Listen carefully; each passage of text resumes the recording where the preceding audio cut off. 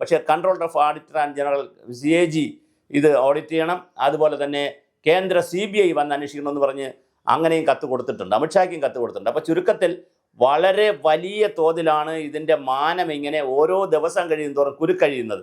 അതോടൊപ്പം തന്നെ കോടതിയെ സംബന്ധിച്ചിടത്തോളം അവർ രണ്ടാമതൊരു കേസ് കൂടി എടുത്തുകൊണ്ട് ആ കേസിനെയും അവർ മുന്നോട്ട് കൊണ്ടുപോവുകയാണ്. എന്തായാലും പഞ്ചായത്ത് തെരഞ്ഞെടുപ്പിന് മുമ്പ്, തദ്ദേശഭരണ സ്ഥാപന തെരഞ്ഞെടുപ്പിന് മുമ്പ് വലിയൊരു അഴിയാ കുരുക്കാണ് ഭരണകക്ഷിയെ സംബന്ധിച്ചുള്ള വന്നിരിക്കുന്നത്.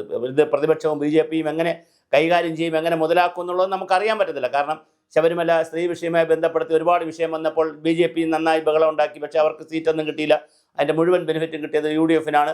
LDFന് വലിയ നഷ്ടമാണ് ഉണ്ടായത്. അപ്പോൾ എന്താണ് പൊളിറ്റിക്കലായി ആർക്കാണ് ഇത് നഷ്ടമുണ്ടാവുക, ലാഭം ഉണ്ടാവുമെന്ന് ഇപ്പോൾ നമുക്ക് പറയാൻ പറ്റത്തില്ല. പക്ഷേ ഒരു കാര്യം ഉറപ്പാണ്, ഉണ്ണികൃഷ്ണൻ പോറ്റിയെ അറസ്റ്റ് ചെയ്തു, അനന്ത സുബ്രഹ്മണ്യത്തിനെ ചോദ്യം ചെയ്ത് വിട്ടു, ഇപ്പോൾ മുരാരി ബാബുവിനെ അറസ്റ്റ് ചെയ്തിരിക്കുകയാണ്.